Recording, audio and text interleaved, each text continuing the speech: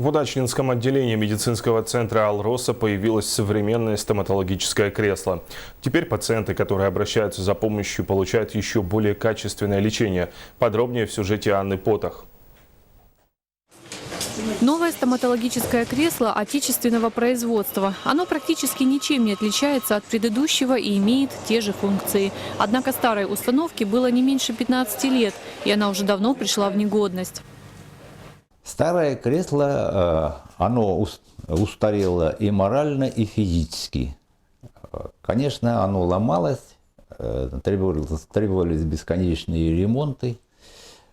Простой, естественно, мы не могли на нем качественно работать. Кроме того, что пациенту приятнее и комфортнее избавляться от зубной боли, теперь и врачу удобнее работать. Появился рентгеноскоп и стоматологический слюноотсос, который лучше работает. Также компания закупила дополнительный набор мебели.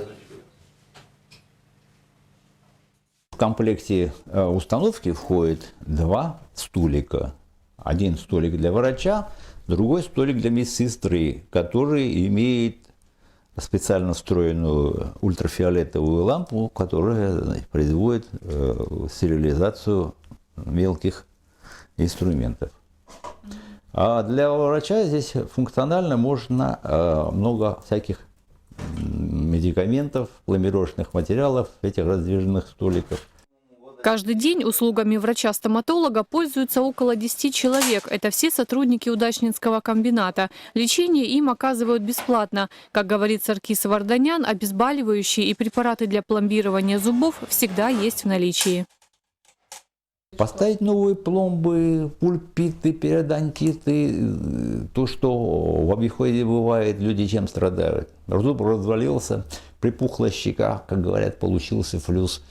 То есть надо возвратить человека в его рабочее состояние, чтобы он успешно шел работать. Никто не жалуется у нас, что мы делаем ему больно. Это исключено.